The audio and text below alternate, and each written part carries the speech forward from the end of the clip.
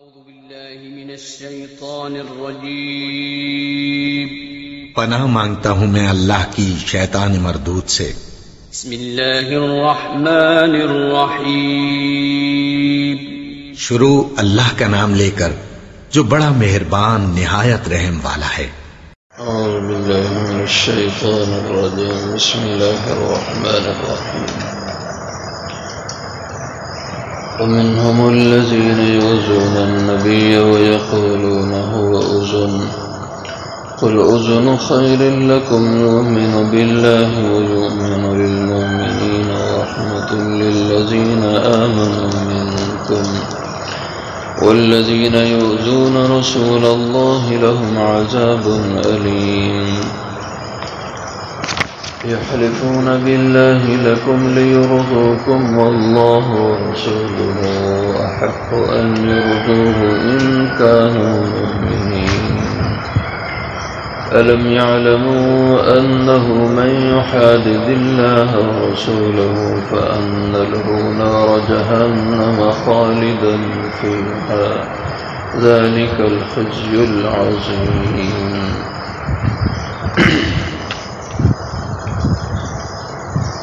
ومنهم الذين اور ان منافقین میں سے ایسے بھی ہیں یؤذون النبی جو ایذا پہنچاتے ہیں تکلیف پہنچاتے ہیں نبی صلی اللہ علیہ وسلم کو وَيَقُولُونَ اور جو کہتے ہیں هُوَ أُذُنٌ یہ تو کان ہی ہیں قل کہہ دیں اذن خیر لکم ان کا کان ہونا بہتر ہے تمہارے حق میں یؤمن باللہ ویؤمن للمؤمنین وہ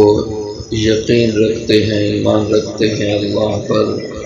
ویؤمن للمؤمنین اور یقین رکھتے ہیں ایمان والوں کے لیے ورحمۃ للذین آمنوا منکم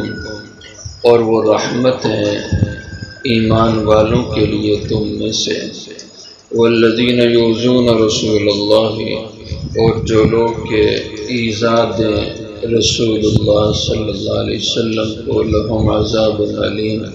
ان کے لیے عذاب ہے دردناک یحلفون لکم قسمیں کھاتے ہیں تمہارے لیے یحلفون باللہ لکم قسمیں کھاتے ہیں اللہ کے نام کی تمہارے لیے لیرضوکم تاکہ تمہیں وہ راضی کر دیں تمہیں خوش کر دیں واللہ ورسولہ اور اللہ اور اس کا رسول احق و زیادہ حقدار ہیں ان یرضوہ کہ وہ اس کو راضی کریں ان کانوا مؤمنین اگر وہ ایمان رکھتے ہوں الم یعلموا کیا وہ نہیں جانتے انہ بے شک جو من یحادد اللہ ورسولہ کہ جو مخالفت کرے اللہ اور اس کے رسول کی فأن له نار جہنم تو بے شک اس کے لیے آگ ہے دوزخ کی خالدا فیہا ہمیشہ رہیں گے اس میں ذالک الخزی العظیم یہ ہے رسوائی بڑی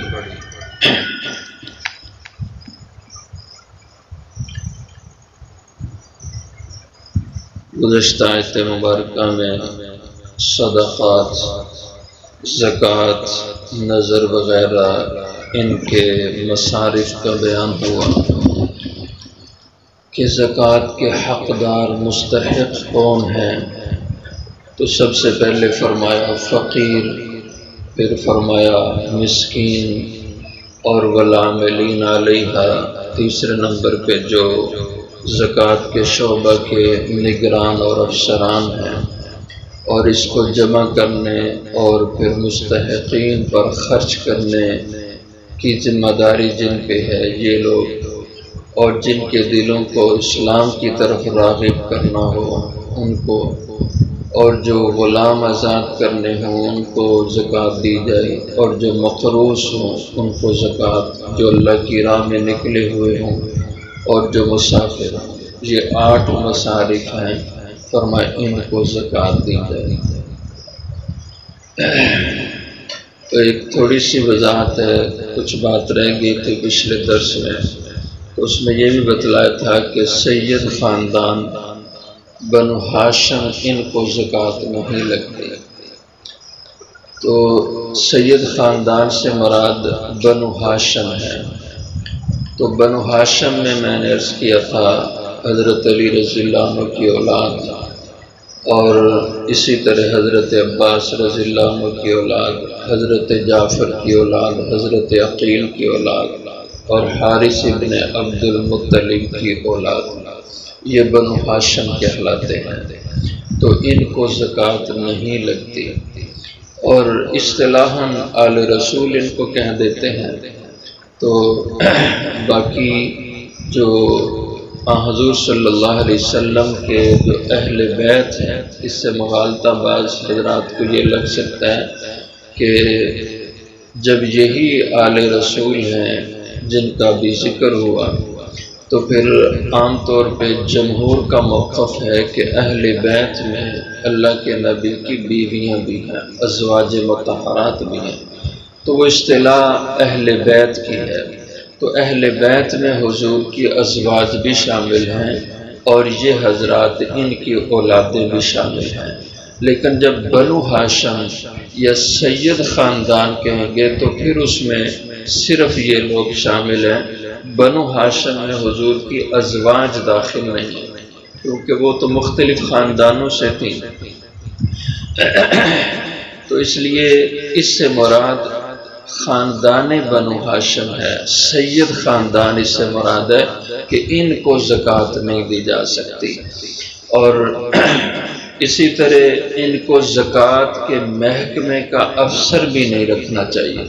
کیونکہ زکوٰۃ کے محکمے میں جو لوگ ہوں گے ان کو بھی زکوٰۃ دی جاتی ہے، ان کے اخراجات زکوٰۃ سے ادا کیے جاتے ہیں، اور خاندان بنو ہاشم کو، سید لوگوں کو تو زکوٰۃ نہیں دی جا سکتی۔ اس لیے بعض اہل علم نے کہا کہ ان کو زکوٰۃ کے شعبہ اور اس محکمے کا ذمہ دار، نگران اور افسر بھی نہیں لگانا چاہیے تاکہ ان پہ زکوٰۃ ہو۔ البتہ اگر کوئی غریب سید ہے، بنو ہاشم میں ہے، ہاشمی ہے، تو اس کو زکوٰۃ تو کسی صورت نہیں دیں گے۔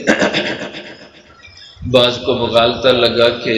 جب یہ بہت غریب ہو تو پھر تو اس کو زکوٰۃ لگنی چاہیے، ہاشمی کو، سید کو، لیکن علماء نے کہا نہیں، امت کا ویسے ہی فرض بنتا ہے کہ حضور صلی اللہ علیہ وسلم کے گھرانے کی خدمت کرنا، اور یہ حدیث مبارکہ میں بھی آتا ہے، قرآن کریم میں بھی آتا ہے کہ وفی اموالہم حق للسائل والمحروم، فرض زکوٰۃ کے علاوہ بھی غریب لوگوں کا حق ہے مالدار کے مال میں۔ اور حدیث میں اس کی ذرا وضاحت ہے، فرمایا کہ وفی المال حق سوى الزکوٰۃ، کہ زکوٰۃ کے علاوہ بھی مالدار کے مال میں غریبوں کا حق بنتا ہے۔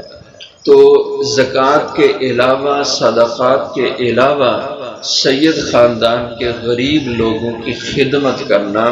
اور ان کی معاونت کرنا، یہ سب مسلمانوں کی ذمہ داری ہے، لیکن زکوٰۃ سے ان کو نہ دیا جائے گا۔ اور اسی طرح یہ بھی مسئلہ ہے زکوٰۃ کے ضمن میں کہ جہاں کی زکوٰۃ ہے، یعنی جس علاقے کے، جس مقام کے لوگوں کی زکوٰۃ ہے، اسی مقام پہ خرچ کرنا، یہ بعض حضرات نے تو کہا ضروری ہے۔ اس مقام سے باہر لے جانا زکوٰۃ کو، دوسرے مقامات پہ خرچ کرنا، یہ مکروہ ہے جب تک ضرورت نہ ہو۔ ہاں، بامر مجبوری جہاں سے لوگ زکوٰۃ نکال رہے ہیں وہاں کوئی مستحق نہ ہو تو پھر دوسری جگہ پہ بھی لے جائی جائے، جیسے اس کے اوپر حدیث ہے، حضرت معاذ رضی اللہ عنہ کو حضور اکرم صلی اللہ علیہ وسلم نے گورنر یمن کا بنا کے بھیجا، تو جو ان کو حضور نے ہدایات دی ان میں یہ بھی ہدایت تھی کہ تم وہاں کے مالداروں سے زکوٰۃ وصول کرنا اور وہاں کے غریبوں پر اس کو تقسیم کر دینا۔ تو اس سے علماء نے استدلال کیا کہ جہاں سے زکوٰۃ وصول ہو، جس جگہ کے لوگوں کی زکوٰۃ ہو، وہیں اس زکوٰۃ کو وہیں کے غریبوں پہ اس کو خرچ کرنا چاہیے۔ تو بہرحال یہ زکوٰۃ کے کچھ مسائل تھے۔ آگے جو مضمون ہے اس میں منافقین کے طرز عمل، ان کی شرارتوں کا بیان ہے۔ بعض منافق ایسے ہوتے تھے جو حضور صلی اللہ علیہ وسلم کی حجو اور آپ کی مخالفت میں باتیں کہتے تھے، اور جب کبھی کوئی ایسی بات کہنے لگتے تو کوئی منافق ان میں کہتا یار بات نہ کرو، اس نبی کے کان بڑے پتلے ہیں اور وہ بات تمہاری سن لے گا، اس کو تمہاری ان باتوں کا پتہ چل جائے گا اور وہ پھر باز پرس کرے گا۔ جیسے خلاص ابن سبید ایک بڑا منافق تھا، ایک مجلس میں کوئی بات کہنے لگا تو کہنے لگا خاموش ہو جاؤ، جو نبی ہے اس کے بہت سے کان ہیں، اس لیے یہ بات اس کو پتہ چل جائے گی اور وہ بعد میں تمہاری پھر گرفت کرے گا۔ ایک مفہوم اس کا، اور دوسرا مفہوم اس آیت مبارکہ کا یہ بتلایا جاتا ہے کہ جب وہ کوئی ایسی منافق بات مخالفت والی کہتے تو کوئی اگر کہتا نہ کرو تو دوسرے کہتے کوئی نہیں، خیر ہے بات کر لو، اگر کوئی شکایت پہنچ بھی گئی نبی تک تو ہم اس کو مطمئن کر لیں گے، کیونکہ نبی کان کے کچے ہیں، جو بھی ان کو بات کہہ لیں گے وہ مان جائیں گے۔ تو ایسی بے ادبی کی باتیں یہ منافق کہتے تھے، اس کی مذمت اللہ نے فرمائی وَمِنْهُمْ، اور ان منافقوں میں سے الذین ایسے بھی ہیں یؤذون النبی، جو نبی کو ایذا دیتے ہیں، نبی کو ایذا دینے کی باتیں کہتے ہیں، اور وہ کیا باتیں کہتے ہیں، وَيَقُولُونَ، اور کہتے ہیں هُوَ أُذُنٌ، وہ نبی تو کان ہے، یعنی ایک مفہوم تو یہ کہ کان کے کچے ہیں، ہم جیسے بھی ان کو بات ادھر ادھر کی بتائیں گے وہ مطمئن ہو جائیں گے، مان لیں گے، یا دوسرا وہی مفہوم کہ ان کے کان بڑے پتلے ہیں، ہم جہاں بات کریں گے لیکن بات ان تک پہنچ جائے گی۔ قل، آپ کہہ دیں اذن خیر لکم،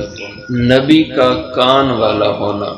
یعنی ان کا تمہاری باتیں سن کے مان لینا تمہاری باتوں کو، خیر لکم، یہ تمہارے حق میں بہتر ہے کہ وہ تمہارا عذر، تمہاری معذرت قبول کر لیتے ہیں، اور اگر وہ یہ تمہاری بات نہ قبول کرتے معذرت تمہاری تو پھر تو تمہارے لیے بہت سخت مشکل تھی۔ تو ان کا کان ہونا خیر لکم تمہارے حق میں بہتر ہے، یؤمن باللہ، کہ وہ اللہ کی ذات پہ بھی ایمان اور یقین رکھتے ہیں، ویؤمن للمؤمنین، اور ایمان والوں کے حق میں بھی ان کی باتوں پر یقین رکھتے ہیں، مان جاتے ہیں بات ایمان والوں کی۔ وَرَحْمَةٌ لِّلَّذِينَ آمَنُوا مِنْكُمْ، اور وہ رحمت ہیں، مہربان ہیں ایمان والوں کے حق میں تم میں سے۔ وَالَّذِينَ يُؤْذُونَ رَسُولَ اللَّهِ، اور جو لوگ ایذا دیں، تکلیف پہنچائیں رسول اللہ صلی اللہ علیہ وسلم کو، لَهُمْ عَذَابٌ عَلِيمٌ، جو ارادتاً اللہ کے پیغمبر کو ایذا دیں ان کے لیے دردناک عذاب ہے۔ ہاں اگر غلطی سے کوئی بات انسان سے نکل جائے، غیر شعوری طور پر جو تکلیف پہنچانے والی ہو، گرفت اس پہ بھی ہے لیکن اتنی سخت وعید نہیں ہوگی، تو جو ارادتاً ایسی حرکت کرے گا اللہ کی اس پہ سخت پکڑ آئے گی۔ یحلفون باللہ لکم لیرضوکم واللہ ورسولہ احق ان یرضوہ ان کانوا مؤمنین، اس کے اندر بھی اللہ جل شانہ نے منافقوں کی شرارتوں کو بیان کیا ہے کہ ایک موقع پر ان منافقوں نے ایسی ہی باتیں حضور اکرم صلی اللہ علیہ وسلم کے بارے میں کی، اور پھر آ کر حضور صلی اللہ علیہ وسلم کے سامنے قسمیں کھا کے کہتے نہیں ہم نے تو کوئی ایسی بات نہیں کی، نہ ہی ہمارا کوئی ایسا ارادہ تھا، نہ کوئی ہم ایسے کچھ چاہ رہے تھے کہ یہ بات ہم کریں۔ اور ایسا ہی ایک موقع بعض مفسرین نے لکھا ہے کہ حضور صلی اللہ علیہ وسلم کے سامنے ایک منافق آیا اور شرارتاً حضور سے کہنے لگا کہ یا محمد صلی اللہ علیہ وسلم اخبرنی این ناقتی، ایک فرضی کہانی بنائی، یا واقعتاً کوئی ایسا اس کا معاملہ تھا، کہنے لگا میری اونٹنی گم ہو گئی ہے تو مجھے آپ بتلا دیں کہ میری اونٹنی کہاں پہ ہوگی، گم شدہ اونٹنی۔ تو آپ صلی اللہ علیہ وسلم نے فرمایا کہ بھئی مجھے کیسے پتہ ہو، میں یہاں پہ بیٹھا ہوں کہ تمہاری اونٹنی کہاں، میں کیسے بتا سکتا ہوں؟ تو اس نے ہٹ کے یہ آپس میں جو کچھ منافق تھے یا آہستہ سے بعض دفعہ ہوتا ہے کہ وہاں پہ اللہ کے نبی بیٹھے تھے، اس نے یہاں پہ کھڑے ہو کے بات کہی کہ یا محمد اخبرنی این ناقتی، اور حضور نے فرمایا کہ ما ادری این ناقتک، مجھے کیا پتا تیری اونٹنی کہاں ہے؟ تو یہاں اس نے بڑبڑاتے آہستہ سے کہا کہ یخبرنا بخبر السماء وما یدری این ناقتی، کہ دیکھو اس کو، دیکھو نبی کو، ویسے تو ہمیں آسمان کی خبریں سناتا ہے اور اس کو یہ پتہ نہیں کہ میری اونٹنی کہاں ہے۔ یہ بدبختی کی اور گستاخی کی بات کہی۔ تو اس پہ اللہ جل شانہ نے یہ فرمایا، اور بعض حضرات نے لکھا ہے کہ یہ بات بعض صحابہ نے سن لی اور اس کو پکڑنے لگے کہ اس کو ماریں، یہ بدبخت ایسی گستاخی کر رہا ہے۔ تو حضور صلی اللہ علیہ وسلم نے فرمایا یہ کیا کرتے؟ تو صحابہ نے کہا یا رسول اللہ اس بدبخت نے ایسی بات کہی، اور وہ فوری طور پہ قسمیں کھانے لگا یہ کہ میں نے تو ایسی، بعض نے لکھا یہ سلیط اس منافق کا نام تھا جس نے ایسی بات کہی، اور جیسے حضور نے اس کی گرفت کی کہ کیوں تم نے ایسا کہا، تو کہنے لگا نہیں حضرت میں نے تو ایسی کوئی بات نہیں کی، ان کو مغالطہ لگا، قسمیں کھا کے حضور کو مطمئن کرنے لگا۔ تو فرمایا یحلفون باللہ، قسمیں کھاتے ہیں اللہ کی، لکم تمہارے سامنے، لیرضوکم تاکہ تمہیں وہ خوش کر دے، اپنی قسم سے راضی کر لے، واللہ ورسولہ، اور اللہ اور اس کے رسول حق و زیادہ حقدار ہیں، ان یرضوہ کہ وہ ان کو راضی کریں اور ایسی بدبختی والی حرکات سے باز آ جائیں۔ اور ان کا جب دعویٰ ہے کہ ہم ایمان والے، ہم مسلمان ہیں، اگر ان کا مومنین ایماندار ہیں سچے، تو انہیں ایسی حرکتیں نہیں کرنا چاہیے۔ الم یعلموا، کیا یہ لوگ جانتے نہیں ہیں، انہ من یحادد اللہ ورسولہ، کہ بے شک جو آدمی مخالفت کرے اللہ اور اس کے رسول کی، فان لہ نار جہنم، تو بے شک پکی بات ہے یقیناً اس کے لیے دوزخ کی آگ ہے، خالدن فیہا، ایسے بدبخت ہمیشہ اس دوزخ میں رہیں گے، ذالک الخزی العظیم۔ اس لیے دین کے معاملے میں بہت احتیاط کرنی چاہیے، کوئی بات ایسی انسان کو نہ کرنا چاہیے جو بے ادبی کے، گستاخی کے زمرے میں آتی ہو۔ بعض لوگ خام خواہ اپنی جہالت یا کم عقلی کی وجہ سے دین میں اپنی رائے زنی کرتے رہتے ہیں، جس سے گستاخی کی صورتیں بنتی ہیں، اور گستاخی اللہ کو قطعاً پسند نہیں ہے، اور اللہ تعالیٰ کا غضب بھڑکتا ہے دین کے احکام کا مذاق ہو یا اللہ اور اس کے رسول کے حوالے سے کوئی بے ادبی کی بات ہو۔ تو فرمایا جس کو اللہ نے دوزخ میں ڈال دیا، ذالک الخزی العظیم، یہ اس کے لیے بہت بڑی رسوائی کا ذریعہ ہوگی۔